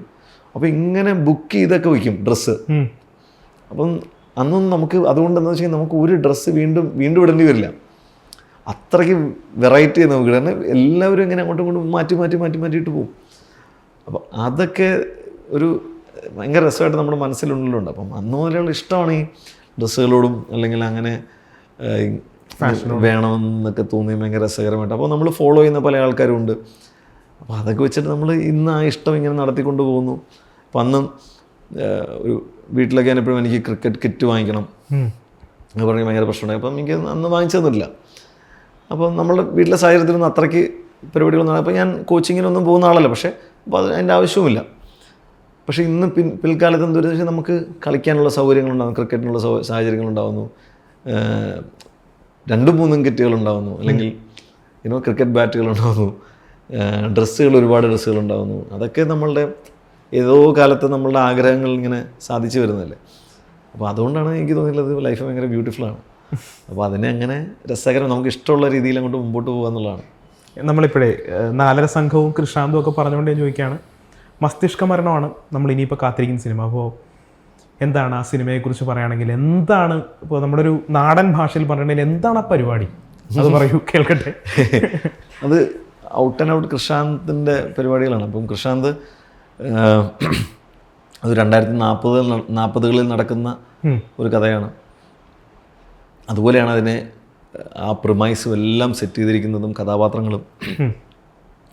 ഞാൻ അതിനകത്ത് ഒരുപാടില്ല, കുറച്ചേ ഉള്ളൂ. അപ്പോൾ അത് ശരിക്കും പറഞ്ഞാൽ 4 സംഘത്തിൽ കൃഷാന്ത് ചെയ്തത് എന്താണോ അതാണ് ഞാനിതിൽ ചെയ്യുന്നത്. അപ്പോൾ നമ്മളൊരു ഓപ്പോസിറ്റ് പരിപാടിയാണ്. അപ്പോൾ കൃഷാന്ത് അതിനകത്ത് 4 സംഘത്തിൽ അഭിനയിച്ചില്ല, അതിൻ്റെ വേറൊരു വേർഷനാണ് ഞാനിതിനകത്ത് ചെയ്തിരിക്കുന്നത്. അപ്പോൾ എല്ലാം കൃഷാന്തിൻ്റെ സിനിമകളിലൊക്കെ ഭാഗമാകുമ്പോൾ നമുക്ക് കിട്ടുന്ന വേറൊരു ഹൈ ഉണ്ട്. അതായത് ഇപ്പം ഞാൻ പുരുഷപ്രേതം ചെയ്തപ്പോഴാണെങ്കിലും ഞാൻ ചെയ്തിട്ടില്ലാത്തൊരു കഥാപാത്രമാണെങ്കിൽ ഇത്, 4 സംഘമാണെങ്കിലും ഇതാണെങ്കിലും മസ്തിഷ്ക മരണമാണെങ്കിലും ഭയങ്കര രസമുള്ള, എനിക്ക് ഭയങ്കര രസം തോന്നിയൊരു കഥാപാത്രമാണ്. വേറൊരു ശൈലിയും വേറൊരു കൈൻഡ് ഓഫ് ക്യാരക്ടറാണ് ചെയ്തത്. ഇയാളൊരു സൂപ്പർ സ്റ്റാറാണ്. അപ്പം 2040-കളിൽ അപ്പോൾ അങ്ങനത്തെ ചില കോൺവെർസേഷൻസും ചില സീനുകളുമാണ് അതിൽ വരുന്നത്. അത് കാണുന്നതായിരിക്കും എൻ്റെ ഒരു രസമെന്ന് എനിക്ക് തോന്നുന്നു. പിന്നെ ഇത് മൊത്തത്തിൽ ഇതിൻ്റെ പ്രൊമൈസും എൻറ്റയർ സ്റ്റോറി ലൈനൊക്കെ ഭയങ്കര ഡിഫറെൻ്റാണ്. അപ്പം നമുക്ക് ആൾക്കാർക്ക് ഒരു കൗതുകത്തോടെ ഇരുന്ന് കാണാൻ പറ്റും. നമുക്ക് ഒരു സിനിമ കാണുമ്പോൾ നമ്മൾ ഇതിൻ്റെ കഥ എന്താണ്, ഇതിൻ്റെ കഥ ഇങ്ങനെയാണെന്ന് കാണുന്ന അതൊരു വശം. ഇതിൻ്റെ ഒരു പരിപാടി എന്ന് വെച്ച് കഴിഞ്ഞാൽ നമുക്ക് ഭയങ്കര കൗതുകം, ഇതിങ്ങനെയാണല്ലേ, അതങ്ങനെയാണല്ലേ, 2040-ൽ ഇങ്ങനെ ആയിരിക്കുമല്ലേ എന്നൊക്കെ ചിന്തിക്കാവുന്ന തരത്തിലുള്ളൊരു കുറേ കാര്യങ്ങൾ അതിലുണ്ട്. അപ്പോൾ അത് എല്ലാവരും എൻജോയ് ചെയ്യേണ്ടതാണ്. ഭയങ്കര രസമായിട്ട് ചിരിച്ച് ഭയങ്കരമായിട്ട് എൻജോയ് ചെയ്ത് പോകുന്നതാണ് എൻ്റെ ഒരു ഗട്ട് ഫീലിംഗ് എനിക്കിപ്പോൾ തോന്നുന്നത്. വരട്ടെ, നമുക്ക് എന്തായാലും അതിനുവേണ്ടി കാത്തിരിക്കണം അല്ലേ, വരട്ടെ. അപ്പോൾ നമ്മളിപ്പോൾ ഈ സൂപ്പർ സ്റ്റാർ എന്നൊക്കെ പറഞ്ഞുകൊണ്ട് തന്നെ ചോദിക്കുകയാണ്, മമ്മൂക്കയോട് ഭയങ്കര ഒരു ആരാധനയും, എല്ലാ കാലവും മമ്മൂക്ക എന്ന് പറയുമ്പോഴേക്കും വിസിലടിക്കാനായിട്ട് റെഡിയായി നിൽക്കുന്നൊരു സഞ്ജുവൊക്കെ ഉണ്ട്. ആ ഒരു ആഗ്രഹം എന്നു മുതൽ വന്നു എന്നുള്ളൊരു ചോദ്യമുണ്ട്. അതിൻ്റെ കൂടെ തന്നെ ഈ പറഞ്ഞ പോലെ കുട്ടനാടൻ ബ്ലോഗിൽ അദ്ദേഹത്തിൻ്റെ കൂടെ വർക്ക് ചെയ്തു. അപ്പോൾ എങ്ങനെയാണ് അത്രയും വലിയൊരു ആരാധകനായിട്ട് മാറിയത്? ഈ പറഞ്ഞ പോലെ എല്ലാ സംസാരത്തിലും അതല്ലെങ്കിൽ മെൻറ്റർഷിപ്പ് എന്നോ അങ്ങനെയുള്ള വാക്കൊക്കെ എപ്പോഴും മമ്മൂക്കയുടെ പേര് പറയും. അപ്പം എങ്ങനെയാണ് അങ്ങനെ ഒരു ബോണ്ട് നിങ്ങൾ തമ്മിൽ, അല്ലെങ്കിൽ അങ്ങനെ ഒരു ഇഷ്ടം ആ താരത്തോട് വരുന്നതൊക്കെ എങ്ങനെയാണ്? ഇഷ്ടം നമ്മൾ ചെറുപ്പം മുതൽ, ഞാൻ ഉൾപ്പെടുന്ന വലിയൊരു വിഭാഗം എന്തുകൊണ്ട് ഇന്ന് സിനിമയിലേക്ക് വന്നു എന്ന് ചോദിക്കുന്നതിന് ചിലപ്പോൾ കാരണം ഈ 2 പേരുകളായിരിക്കും, മോഹൻലാൽ മമ്മൂട്ടി എന്ന് പറഞ്ഞ 2 പേരുകളായിരിക്കും. അപ്പം ഞാൻ ഭയങ്കര മോഹൻലാൽ ഫാനാണ്, ഡൈ ഹാർഡ് മോഹൻലാൽ ഫാനാണ്. പക്ഷെ അപ്പോൾ ചോദിക്കും, അപ്പം മമ്മൂക്ക എന്ന് വെച്ച് കഴിഞ്ഞാൽ അത് വേറൊരു വശമാണ്. കാരണം നമുക്ക് എൻ്റെ ഒരു സുഹൃത്ത് പറഞ്ഞൊരു വരിയാണ്, അതായത് നമ്മൾ കൊതിക്കുന്ന ജീവിതമാണ് മോഹൻലാൽ, പക്ഷെ നമുക്ക് യാഥാർത്ഥ്യമായിട്ട് ജീവിക്കാൻ വരുന്നത് മമ്മൂട്ടിയെ പോലെയാണ്.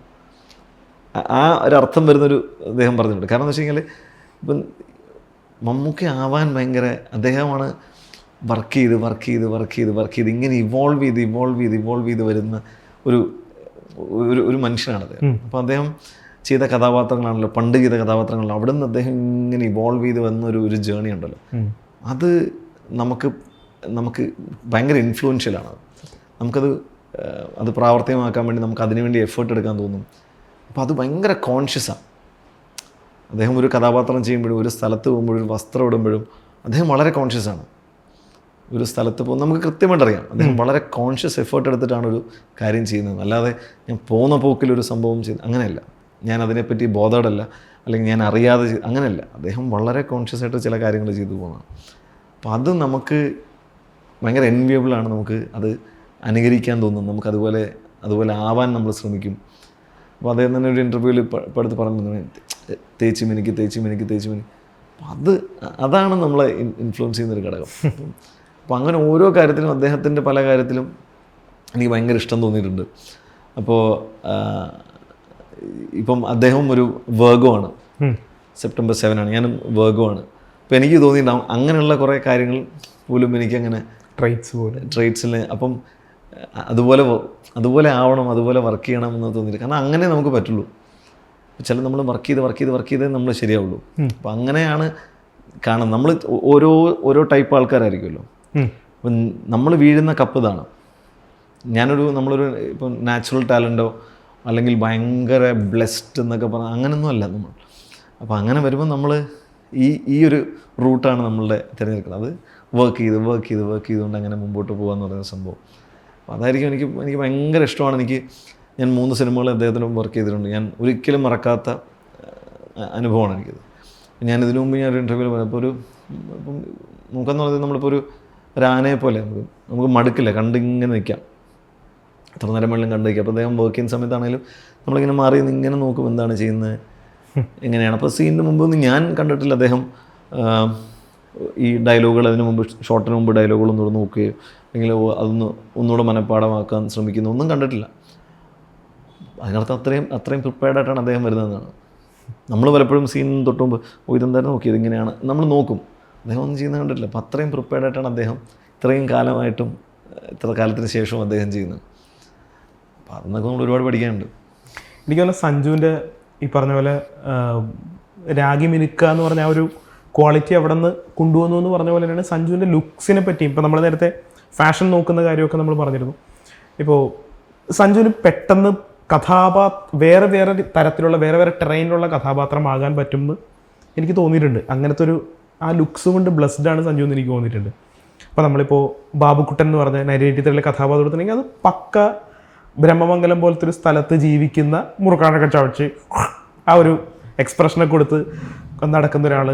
അല്ലെങ്കിൽ ഇപ്പോൾ കാണുന്ന നമ്മളുടെ മനസ്സിലുള്ള സീരീസുകൾ, അല്ലെങ്കിൽ ഇപ്പോൾ ഹലോ നമസ്തേലെ റോള്, അല്ലെങ്കിൽ ഇപ്പോൾ നമ്മൾ വിവേകിൻ്റെ കാര്യം നമ്മൾ വന്നപ്പോൾ തന്നെ നമ്മൾ സംസാരിച്ചിരുന്നു. അപ്പോൾ ഓരോ കഥാപാത്രമാകാനായിട്ടും പറ്റുന്ന ഈ പറഞ്ഞ ലുക്സ് കൊണ്ടും വളരെയധികം ബ്ലെസ്ഡ് ആണെന്ന് എനിക്ക് തോന്നിയിട്ടുണ്ട്. അപ്പോൾ അങ്ങനെ ബോധപൂർവ്വം ചിന്തിച്ചു നോക്കിയിട്ടുണ്ടോ? അതായത് എൻ്റെ ലുക്ക് കൊണ്ട് എനിക്ക് ഇപ്പോൾ ARMലെ പോലീസ് ഉദ്യോഗസ്ഥൻ്റെ കഥാപാത്രത്തിൻ്റെ കാര്യം പറഞ്ഞിട്ടുണ്ടെങ്കിൽ പോലും ലുക്ക് മാറ്റി എനിക്ക് അങ്ങനെ ലുക്ക് മാറ്റി ചെയ്യണമെന്ന് ഭയങ്കര ആഗ്രഹമുള്ള ആളാണ്.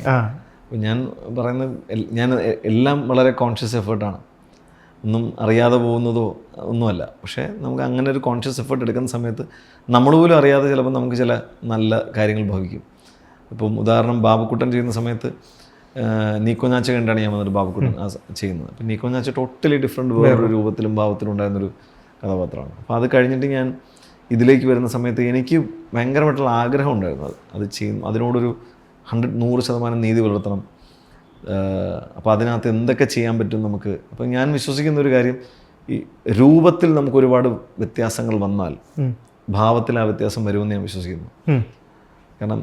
കാരണം നമ്മളിപ്പോൾ ഉദാഹരണത്തിന് ബാബുക്കുട്ടന് വേണ്ടിയിട്ട് ഞാൻ അന്ന് വന്നിട്ട് എൻ്റെ നീക്കോ ഞാച്ച റിലീസായിട്ട് 3 മാസത്തിന് ശേഷം 2-3 മാസത്തിന് ശേഷമാണ് ഈ പടം ഞാൻ ചെയ്യാൻ പോകുന്നത്. അപ്പം നമുക്കൊന്നും വലിയ സേയോ ഒന്നും ഇല്ല നമുക്ക്. പക്ഷേ എന്നിട്ടും ഞാൻ അന്ന് കോസ്റ്റ്യൂം ചെയ്തത് സമീറ സനീഷാണ്. സമീറയോട് ഞാൻ പറഞ്ഞു, സമീറ എനിക്ക് ഏറ്റവും പഴയത് ഉള്ള കോസ്റ്റ്യൂം എനിക്ക് തരണം. പഴയ ഒരു കാവ്യമുണ്ട്. കാരണം ആ ക്യാരക്ടറിന് അങ്ങനെ ട്രേറ്റ്സ് ഒന്നും അങ്ങനെ പറഞ്ഞിട്ടില്ല.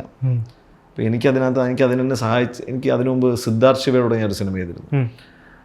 പുള്ളി സിദ്ധാർത്ഥം അഭിനയിച്ച പടം. അന്ന് സിദ്ധാർത്ഥനോട് ഇങ്ങനെ പറഞ്ഞാണ്, എടാ ഒരു കഥാപാത്രം ചെയ്യുന്ന സമയത്ത് നമ്മൾ അയാൾ എങ്ങനെ തിങ്ക് ചെയ്യുന്നു, എങ്ങനെ പല്ല് തേക്കുന്നു, എങ്ങനെ കുളിക്കുന്നു, എങ്ങനെ അപ്പിടുന്നു വരെ നമ്മൾ ആലോചിക്കണം അയാൾ എങ്ങനെയാണെന്ന്.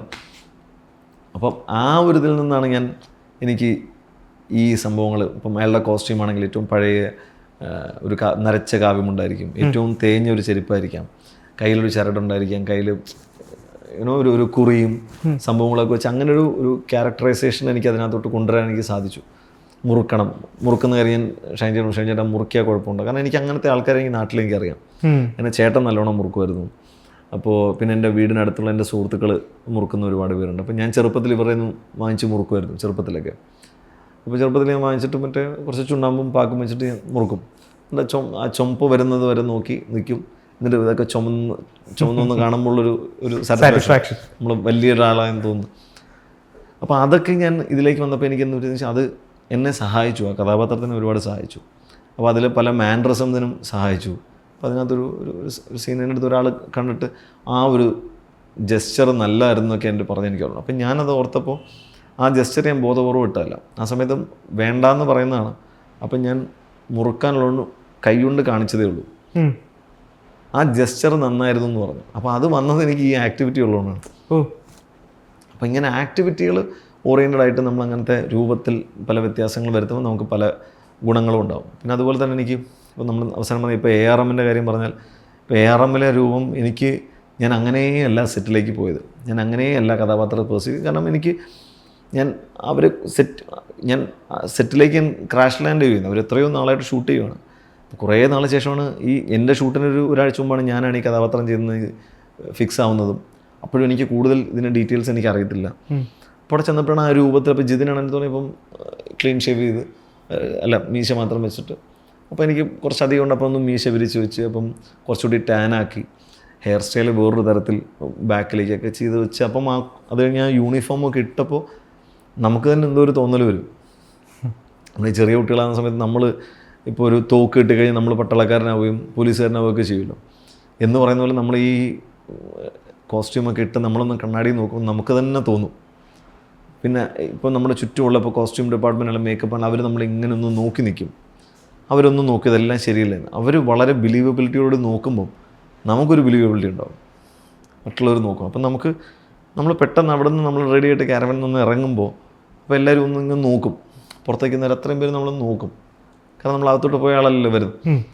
അവർ നോക്കുമ്പോൾ നമുക്ക് കിട്ടുന്നൊരു ഫീലുണ്ട്, ഇത് കൺവിൻസിങ് ആണ്, അല്ലെങ്കിൽ വർക്കാണ്. അവിടെ നമ്മുടെ സാധനം ഒരു ബലം പിടിച്ചൊരു പോക്കങ്ങ് പോകുന്നതാണ്.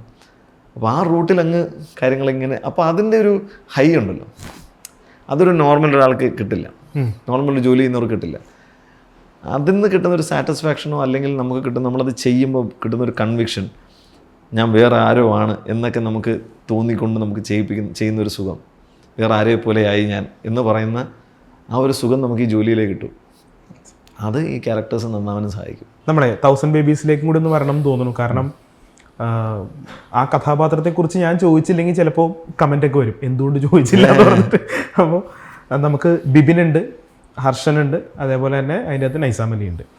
അപ്പോൾ ഈ 3 കഥാപാത്രങ്ങളും ഈ നേരത്തെ നമ്മൾ പറഞ്ഞാൽ വ്യക്തമായ ഡിവിഷനും ഉണ്ട് കഥാപാത്രങ്ങൾ. അപ്പോൾ എങ്ങനെയാണ് നജീമിക്ക പറഞ്ഞു തന്നിട്ടുണ്ടാവുക എന്നുള്ളത് തന്നെയാണ് എനിക്ക് ബേസിക്കലി ഇത് സാധാരണ ഒരാൾക്ക് തോന്നുന്ന അതേ കാര്യമാണ്. എങ്ങനെയായിരിക്കും ഈ കാര്യത്തെക്കുറിച്ച് ബ്രീഫ് ചെയ്ത് തന്നിരിക്കുക എന്നുള്ളതാണ് എനിക്ക് ഏറ്റവും ആദ്യം അറിയേണ്ടത്. പിന്നെ ഈ പറഞ്ഞ പോലെ ലുക്സ് മാറ്റി പിടിച്ചിട്ടുണ്ടല്ലോ, അപ്പോൾ അതിലേക്ക് എങ്ങനെ ലാൻഡ് ചെയ്തു എന്നുള്ള കാര്യം ഒന്ന് അറിഞ്ഞാൽ കൊള്ളാമെന്നുണ്ട്. നജീമിക്ക് ഭയങ്കര കൺവിൻസിങ് ആയിട്ടാണ് പറയുക, ഭയങ്കര കൺവിൻസിങ് ആണ്, ഭയങ്കര നമ്മളുടെ തോട്ട് പ്രോസസ്സിനെ ഭയങ്കര രസകരമായിട്ട് അദ്ദേഹം മാനിപ്പുലേറ്റ് ചെയ്യും. ഇപ്പം ഇപ്പം ബിബിൻ എന്ന് പറയുന്ന ആദ്യത്തെ ഒരു ഇപ്പം എൻ്റെ അടുത്ത് പറഞ്ഞൊരു അപ്രോച്ച് തന്നെ ഇപ്പം എന്ന് വെച്ചാൽ ഞാനിപ്പോൾ ഒരു ടോട്ടാലിറ്റിയിൽ നോക്കുന്ന സമയത്ത് ഇത്രയ്ക്കധികം വേറെ ഇത് ചെയ്യുന്നത് ഭയങ്കര ബുദ്ധിമുട്ടാണ്. കാരണം അങ്ങനെ ആലോചിക്കുമ്പോൾ അയ്യോ അയാൾ എങ്ങനെയാണ്, ഇയാൾ എങ്ങനെയായിരിക്കും, മറ്റേത് വരുമ്പോൾ മറ്റേ കഥാപാത്രം വരുമ്പോൾ എങ്ങനെ ചെയ്യണം എന്നൊക്കെ നമ്മളിങ്ങനെ ആലോചിക്കും. പക്ഷെ നജീമിക്ക് എന്നോട് പറയുന്നത് ചേട്ടാ നീ ഇപ്പോൾ അത് നോക്കണം. ഞാൻ ഒരു വട്ടം വായിച്ചിട്ട് പിന്നെ എന്നോട് പറഞ്ഞു ഇനി നീ അത് നോക്കണ്ട, നമ്മളൊരു എപ്പിസോഡ് ബൈ എപ്പിസോഡ് പോകാം. ഒരു സമയത്ത് നമ്മൾ ഒരു ക്യാരക്ടറിനെ ഫോക്കസ് ചെയ്തായിരിക്കും പോകുന്നത്. അപ്പം ഞാൻ അതിൽ മാത്രമേ ഫോക്കസ് ചെയ്തിട്ടുള്ളൂ. പക്ഷേ there is a thin layer of Bibin. അത് ചില ജസ്റ്റേഴ്സ് അല്ലെങ്കിൽ ചില നോട്ടത്തിലും അത് നമ്മൾ പറയും എടാ നമുക്കിത് ആ ബിബിൻ്റെ മറ്റേ ഇൻ്റർകട്ട് വരുന്നതാണ്. അപ്പം അതിനൊരു കോമൺ ട്രേറ്റ്, ഒരു ചിരിയും ഒരു നോട്ടവും ഒരു വിക്കറ്റ്നെസ്സും ഒക്കെ നമ്മളൊരു കോമൺ ഇത് പോയിട്ടുണ്ട്. ഒരു തിൻ ലെയർ ഓഫ് ബിബിൻ ഇങ്ങനെ പോയിട്ടുണ്ട്. പക്ഷേ ഹർഷനെയും ഇതെല്ലാം വേറെ ആയിട്ടാണ് നമ്മൾ അപ്രോച്ച് ചെയ്യുന്നത്. അപ്പം ഹർഷനെ ചെയ്യുന്ന സമയത്തൊക്കെ ഹർഷന് ഇപ്പം അതിൽ അത്രത്തോളം സീനുകൾ അതിലില്ല ബാംഗ്ലൂർ പോർഷനിൽ. പക്ഷെ എന്നിരുന്നാലും അതിനകത്തുള്ളൊരു സംഭവം വെച്ചെങ്കിൽ ഇപ്പം ഞാൻ പോകുന്നത് എൻ്റെ അച്ഛൻ്റെ അമ്മയുടെ അടുത്തേക്കാണ് പോകുന്നത്. അപ്പം അതിനകത്ത് ഭയങ്കര ഇമോഷനുണ്ട്. അപ്പം ഞാൻ എൻ്റെ അച്ഛൻ്റെ അമ്മയുടെ അടുത്ത് ആ പെൺകുട്ടി മോശമായിട്ട് പെരുമാറുന്നതിന് എനിക്ക് ഭയങ്കര ബുദ്ധിമുട്ടുണ്ട്. കാരണം അവർ ഭയങ്കര രണ്ടുപേരും പ്രൊഫസേഴ്സാണ്, അവരത്രയും ലേൺഡ് ആയിട്ടുള്ള വളരെ നല്ല മനുഷ്യരായിട്ടുള്ള രണ്ടുപേരാണ്. അവരോടാണ് ഒരു എൻ്റെ സ്ഥാനത്ത് നിൽക്കുന്ന വേറൊരു പെൺകുട്ടി വന്ന് ഭയങ്കര മോശമായിട്ട് പെരുമാറുന്നത്. അന്നേരം അയാൾക്കുണ്ടാവുന്ന പല വിദ്വേഷവും വിഷമവും കാര്യങ്ങളൊക്കെ ഉണ്ട്. അപ്പോൾ ഇങ്ങനൊരു ബാക്ക് ഡ്രോപ്പിൽ അങ്ങനത്തെ കുറേ ഇമോഷൻസ് ഉണ്ട്. അപ്പോൾ അത് ചെയ്യുന്ന സമയത്ത് നമുക്ക് അത് ഭയങ്കര കൺവിൻസിങ് ആണ് ആ സമയത്ത്. അപ്പോൾ ഇത് നജീമിക്ക നമ്മളോട് പറയുമ്പോഴും ഈ ക്യാരക്ടറിനെ പറ്റി പറയുമ്പോഴും അയാൾ ഇങ്ങനെയായിരിക്കും അങ്ങനെയായിരിക്കും നമ്മൾ പറയുമ്പോൾ നമുക്കത് കൃത്യമായിട്ട് മനസ്സിലാവും. അവിടെ നേരെ നൈസാം അലിയിലേക്ക് ചെല്ലുമ്പോൾ നൈസാം അലി വേറൊരു തരത്തിലുള്ള ഒരാളാണ്. നൈസാം അലി ആലപ്പുഴയിൽ വെച്ച് മറ്റേ ഡെയിനിൻ്റെ ഒപ്പമുള്ള കഥാപാത്രം, ഡെയിനിൻ്റെ കഥാപാത്രം എന്ന് വെച്ചാൽ ആദ്യം എന്നോട് പറഞ്ഞ ആ കഥാപാത്രമായിരുന്നു. ഡെയിൻ ചെയ്ത കഥാപാത്രമെന്ന് എന്നോട് ആദ്യം പറഞ്ഞിരുന്നത്. പിന്നീടാണ് അപ്പോൾ ആ കഥാപാത്രത്തിന് ശരിക്കും 4 ദിവസത്തെ ഷൂട്ടേ ഉള്ളൂ, ഡെയിൻ ചെയ്ത കഥാപാത്രം. അപ്പോൾ അതിൽ ഈ 4 ദിവസത്തെ ഷൂട്ടിന് വേണ്ടി അപ്പോൾ എൻ്റെ അടുത്ത് ഈ കഥ എൻ്റെ ആ ക്യാരക്ടർ ഡിസ്ക്രൈബ് ചെയ്തത് അന്ന് നജീമിക്ക് 1.5 മണിക്കൂർ എടുത്തിട്ടാണ്. അത്ര നേരം അതിനെപ്പറ്റി സംസാരിച്ചു, ഡീറ്റെയിൽ ആയിട്ട് സംസാരിച്ചു. പിന്നീടാണ് ഞാൻ ഈ കഥാപാത്രത്തിലേക്ക്, ബിപിൻ എന്ന് പറയുന്ന കഥാപാത്രത്തിലേക്ക് വരികയും അപ്പോൾ അതിനെപ്പറ്റിയും അദ്ദേഹം അത്രയേറെ നമ്മളെ കോൺട്രിബ്യൂട്ട് ചെയ്യുന്നുണ്ട് നമുക്ക്. അപ്പോൾ അത് ഓരോ എപ്പിസോഡ് നമ്മൾ ചെയ്യുന്ന സമയത്തും എനിക്കത് ഭയങ്കര സഹായകരമായിട്ടുണ്ട്. അപ്പം അത് എനിക്ക് വേറൊരു ഡയമെൻഷൻ അതിൽ കൊണ്ടുവരാൻ സാധിച്ചിട്ടുണ്ടായിരിക്കാം. അതാണ് ആൾക്കാർക്ക് ഇഷ്ടപ്പെട്ടത്.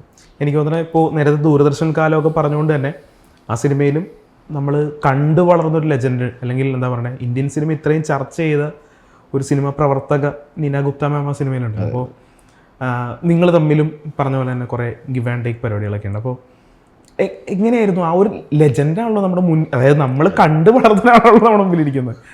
എങ്ങനെയായിരുന്നു ആ ഒരു പെർഫോമൻസ് മാമിൻ്റെ കൂടെയുള്ള സംഭവങ്ങളൊക്കെ? പുള്ളിക്കാരി ഭയങ്കര സിമ്പിളായിട്ടൊരു ഹ്യൂമനാണ്, ഭയങ്കര സിമ്പിളായിട്ടുള്ള ഹ്യൂമനും മാത്രമല്ല ഭയങ്കര രസകരമായിട്ടുള്ളൊരു ഹ്യൂമനാണ്.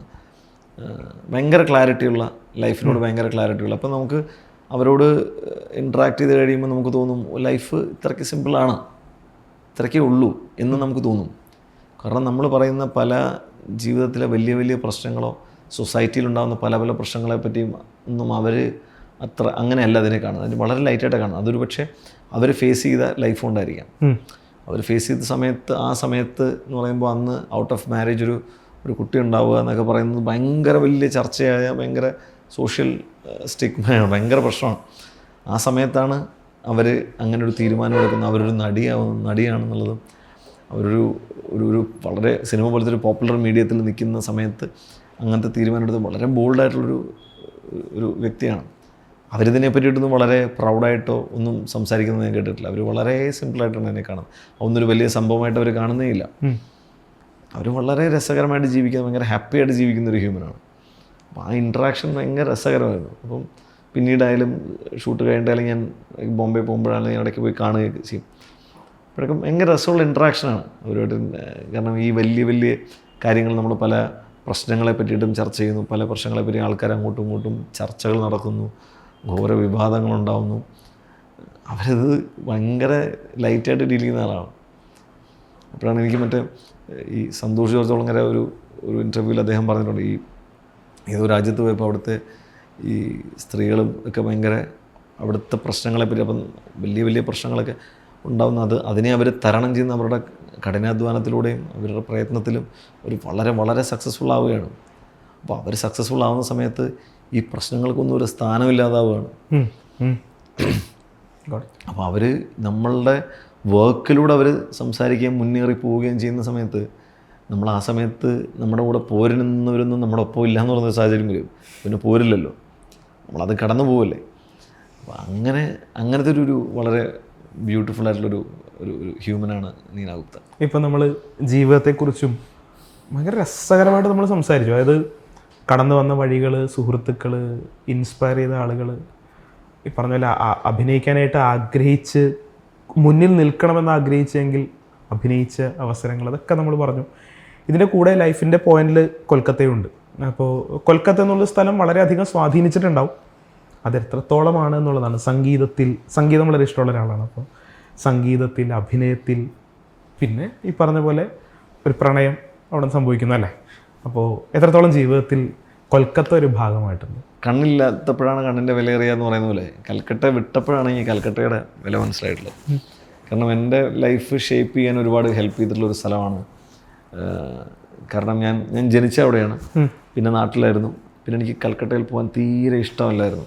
എൻ്റെ പേരൻസൊക്കെ അവിടെയായിരുന്നു. എനിക്ക് ഭയങ്കര ദേഷ്യമായിരുന്നു കൽക്കട്ടയിൽ പോകാൻ. ഇപ്പോൾ വെക്കേഷൻസിനൊക്കെ പോകും. അപ്പോൾ ഞാൻ വെക്കേഷൻസിനാണ് ഞാൻ പോകുന്നത്. അപ്പോൾ എൻ്റെ മനസ്സിൽ ഈ ഗംഗയെ മടിച്ചില്ലേ, ഗംഗയെ വന്ന് വിളിച്ചുകൊണ്ട് പോകുന്ന അച്ഛനമ്മമാർ എന്ന മൂഡിലാണ് ഞാൻ കൽക്കട്ടയ്ക്ക് പോകുന്നത്.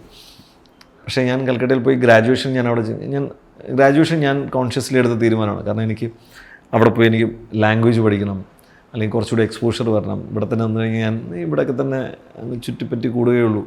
അല്ലെങ്കിൽ കൂടിപ്പോയി കഴിഞ്ഞാൽ ഒരു കോയമ്പത്തൂർ ബാംഗ്ലൂരോ ഒക്കെ പോയി പഠിച്ച്, എൻ്റെ ഫ്രണ്ട്സ് എല്ലാം അങ്ങനെയാണ് ചെയ്തത്. അപ്പോൾ അതിനപ്പുറത്തേക്കൊന്നും നമുക്കൊന്നും സംഭവിക്കില്ല. അങ്ങനെ ഞാൻ കോൺഷ്യസ്ലി എടുത്താണ് കൽക്കട്ടയിൽ പോകണം, കൽക്കട്ടയിലെ അവിടുത്തെ ഏറ്റവും നല്ല കോളേജിൽ പഠിക്കണം, എന്നിട്ട് അവിടുന്ന് MBA ചെയ്യണം. ഇതൊക്കെ ഞാൻ തന്നെ എടുത്ത തീരുമാനങ്ങളാണ്. പക്ഷെ അവിടെ പോയിട്ട് എനിക്ക് കിട്ടിയ എക്സ്പോഷർ ഭയങ്കര രസമായിരുന്നു. എനിക്ക് ഒറ്റയ്ക്കുള്ള പല സമയങ്ങളും കിട്ടി.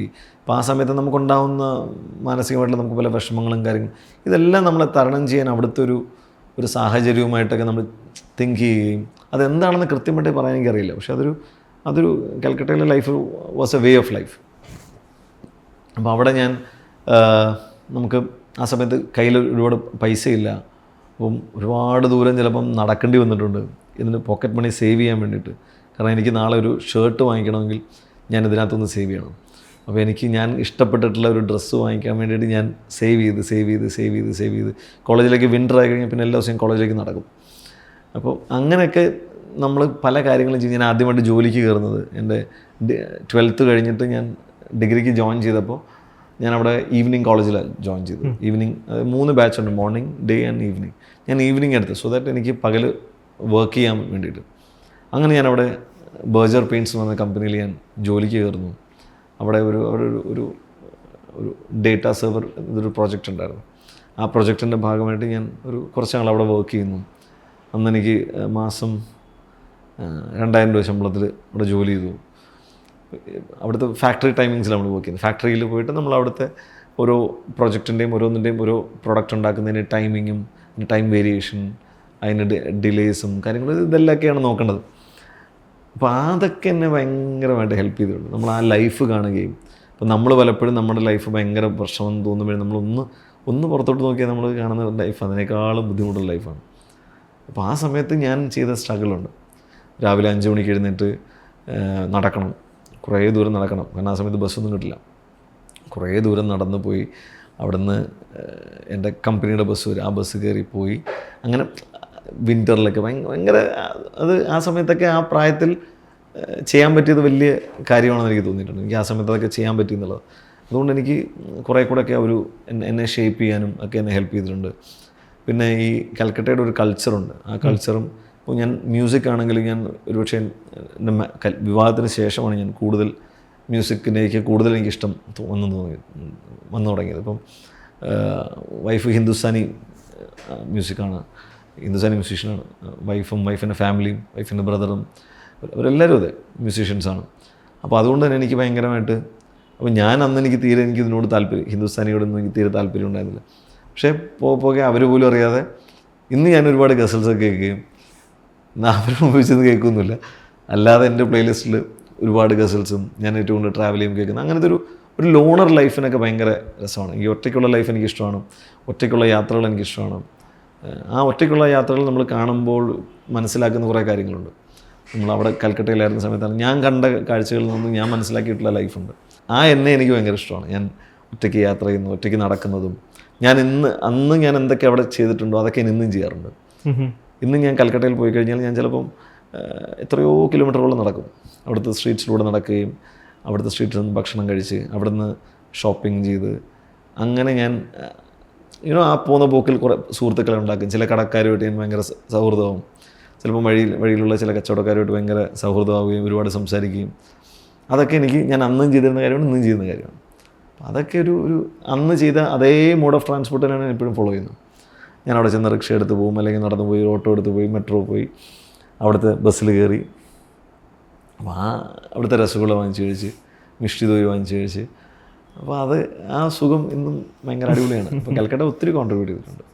സംസാരത്തിൻ്റെ അവസാന ഭാഗത്തിലേക്ക് എത്തുമ്പോഴേക്കും എനിക്ക് ചോദിക്കാനുള്ളത്, നമ്മളിപ്പോൾ ക്യാരക്ടേഴ്സിൻ്റെ പിന്നിൽ നടക്കുന്ന വർക്കുകളെ കുറിച്ചൊക്കെ പറഞ്ഞുകൊണ്ട് ചോദിക്കുകയാണ്.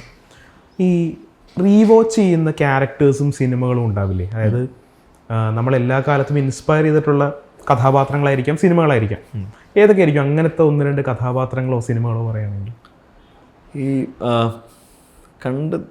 എനിക്ക് അങ്ങനത്തെ പറയാൻ തോന്നുന്ന കഥാപാത്രങ്ങളൊന്ന്, ഇപ്പം ഇരുവർ എന്ന് പറയുന്ന സിനിമ അത് കണ്ടു തീർക്കാൻ പറ്റാത്ത സിനിമയുടെ എനിക്ക് തോന്നിയിട്ടുണ്ട്. കാരണം അത് നമ്മൾ കാണും, പിന്നെയും റിവൈൻഡ് ചെയ്ത് പിന്നെയും കാണും, പിന്നെയും അതിങ്ങനെ കണ്ട് നമുക്ക് ഇതെങ്ങനെയാണെന്നുള്ളത് മനസ്സിലാവാതെ പോകുന്നത്, എങ്ങനെ ചെയ്യുന്നു എന്നുള്ളത്. അപ്പം അങ്ങനെ തോന്നിയിട്ടുള്ളൊരു സിനിമയാണത്. പിന്നെ എനിക്ക് കണ്ട് പെർഫോമൻസ് കൊണ്ട് നമുക്ക് പിന്നെ കാണാൻ പറ്റാത്ത കഥാപാത്രങ്ങൾ, തനിയാവർത്തനം, അമരം പോലെയുള്ള സിനിമകൾ നമുക്ക് പിന്നെയും ഒന്നുകൂടെ കാണാനുള്ളൊരു ശേഷിയില്ല. അതുപോലെ തന്നെ കിരീടം, താളവട്ടം, തന്മാത്ര പോലുള്ള സിനിമകളൊന്നും പിന്നെ നമുക്ക്, പക്ഷെ എന്നാൽ അതിനകത്തെ പെർഫോമൻസും അതെങ്ങനെ ആ മൊമെൻ്റ് അവർ ലിവ് ചെയ്തു എന്ന് പറയുന്ന സംഭവമല്ലോ. ഒരു മൊമെൻ്റ് നമ്മൾ ലിവ് ചെയ്താലേ അതിന് ഒരു ലൈഫ് ഉണ്ടാവുള്ളൂ. അപ്പോൾ ആ മൊമെൻറ്റ്സ് എങ്ങനെ അവർ ലിവ് ചെയ്തു എന്നുള്ളത് നമുക്ക് ഭയങ്കര കൗതുകമാണ്. അപ്പോൾ ഞാൻ ഇന്നും ഈ പഴയ സിനിമകൾ ഇരുന്ന് കാണുകയും, ഞാൻ പുതിയൊരു സിനിമ കാണുന്നതിനേക്കാളും ഞാൻ ഇഷ്ടപ്പെടുന്നത് ഞാൻ കണ്ട വേറൊരു സിനിമ കാണുന്നതാണ്. കാരണം എനിക്ക് ഓൾറെഡി ഇഷ്ടപ്പെട്ട സിനിമയാണല്ലോ, അപ്പോൾ എനിക്ക് ആ റിസ്ക് ഇല്ലല്ലോ. അപ്പോൾ എനിക്കറിയാം അത് ഇനി എന്നെ എക്സൈറ്റ് ചെയ്യിപ്പിക്കുമെന്ന് എനിക്കറിയാം, എവിടെയൊക്കെ എന്നെ എക്സൈറ്റ് ചെയ്യിപ്പിക്കുമെന്ന് എനിക്കറിയാം. അപ്പോൾ ആ എക്സൈറ്റ്മെൻറ്റ് എടുക്കാൻ എനിക്കിഷ്ടമാണ്. അപ്പോൾ ഞാൻ അങ്ങനെ പഴയ സിനിമകൾ പിന്നെയും കാണുന്ന ഒരാളാണ്. അപ്പോൾ ഈ പെർഫോമൻസസ് ആണ് നമ്മൾ കൂടുതലും എന്നെ പലപ്പോഴും പ്ലീസ് ചെയ്യിക്കാറ്. ഇപ്പോൾ ഒരു സിനിമ കാണുമ്പോൾ സിനിമയിൽ അഭിനയിച്ചത് കൊണ്ടുണ്ടാകുന്നൊരു ഗുണമെന്ന് വെച്ച് കഴിഞ്ഞാൽ നമുക്ക് സിനിമയുടെ ആസ് എ ഹോൾ ഒരു സിനിമ എന്ന രീതിയിൽ നമുക്ക് ഇഷ്ടപ്പെടാം. ഇനി അതല്ലെങ്കിൽ സിനിമയുടെ കഥയോ അല്ലെങ്കിൽ അതിൻ്റെ ടെക്നിക്കൽ ആസ്പെക്ട്സോ നമുക്ക് ഇഷ്ടപ്പെടാം. അതല്ലെങ്കിൽ നമുക്ക് പെർഫോമൻസസ് ഇഷ്ടപ്പെടാം. അപ്പോൾ പലരും പറയും എനിക്ക് ആ സിനിമ ഇഷ്ടപ്പെട്ടില്ല എന്ന് പറയുമ്പോൾ എനിക്ക് ആ സിനിമയുടെ മറ്റു പലതും ഇഷ്ടപ്പെടും, ചിലപ്പോൾ എനിക്ക് പെർഫോമൻസ് ഇഷ്ടപ്പെടുമായിരിക്കും. അപ്പോൾ നമുക്ക് ഒരുപാട് കാരണങ്ങളുണ്ട് ഒരു സിനിമ ഇഷ്ടപ്പെടാൻ. അപ്പോൾ ഞാൻ അങ്ങനെ സിനിമയെ അപ്രോച്ച് ചെയ്ത് എനിക്ക് അങ്ങനത്തെ കഥാപാത്രങ്ങൾ കാണുമ്പോൾ എനിക്ക് ഒത്തിരി ഇൻസ്പിറേഷൻ എനിക്ക് തോന്നിയിട്ടുണ്ട്. ഒത്തിരി പല ജെസ്റ്റേഴ്സ് നമ്മളിൽ ഉടക്കി നിന്നിട്ടുണ്ട്. പല ഇമോഷൻസ് ആൾക്കാർ പ്ലേ ചെയ്യുന്നത് ഏത് തരത്തിലാണ് അവരുടെ ബോഡി ലാംഗ്വേജ് യൂസ് ചെയ്തിരിക്കുന്നതെന്നൊക്കെയുള്ള ഒരു നമുക്ക് ഭയങ്കരമായിട്ട് ഇപ്പോൾ ഉദാഹരണത്തിന് വേറെ എനിക്ക് ഭയങ്കര രസം തോന്നിയിട്ടില്ല. ഇപ്പോൾ ദേവാസുരൻ എന്ന് പറഞ്ഞ സിനിമയിലെ കഥാപാത്രം ഇപ്പോഴും ഒരു ഹാൻഡ് കർച്ചീഫ് കയ്യിലുള്ള ഇത്രയും പൗരുഷമുള്ള ഒരാളൊരു ഹാൻഡ് കർച്ചീഫ് ഒരു സമയത്ത് കണ്ടിരുന്ന സ്ത്രീകളുടെ ഒരു ഐഡൻറ്റിറ്റി ആയിട്ടാണ് കണ്ടത്. എപ്പോഴും ഹാൻഡ് കർച്ചീഫ് ഉണ്ട്. ആണുങ്ങൾ അങ്ങനെ എപ്പോഴും അത് പ്രദർശിപ്പിക്കാറില്ലാത്തൊരു സാധനമാണ്. അപ്പോൾ ആ സമയത്ത് അത് ഒരു ഹാൻഡ് കർച്ചീഫ് എപ്പോഴും ചുരുട്ടി വെച്ചുകൊണ്ട് എപ്പോഴും മൂക്ക് തുടച്ചുകൊണ്ടും ഒക്കെ നടക്കുന്ന ഒരു ഭയങ്കര മാച്ചോ ആയിട്ടുള്ളൊരു നായകൻ, ഭയങ്കര തെമ്മാടിയായിട്ടുള്ള അല്ലെങ്കിൽ ഭയങ്കര ഒരു ഭയങ്കര മെയിൽ എനർജി പ്രകടിപ്പിക്കുന്ന ഒരാൾ. അപ്പോൾ ആ കഥാപാത്രത്തിനൊക്കെ അങ്ങനെ പ്ലേ ചെയ്യാൻ വേണ്ടി അതെങ്ങനെ ചൂസ് ചെയ്തു, അതെങ്ങനെ ആ ഡെസിഷൻ എങ്ങനെ എടുത്തു, അതെങ്ങനെ ക്യാരി ചെയ്തു എന്നൊക്കെ പറയുന്ന ഒരു സംഭവം ഉണ്ടല്ലോ.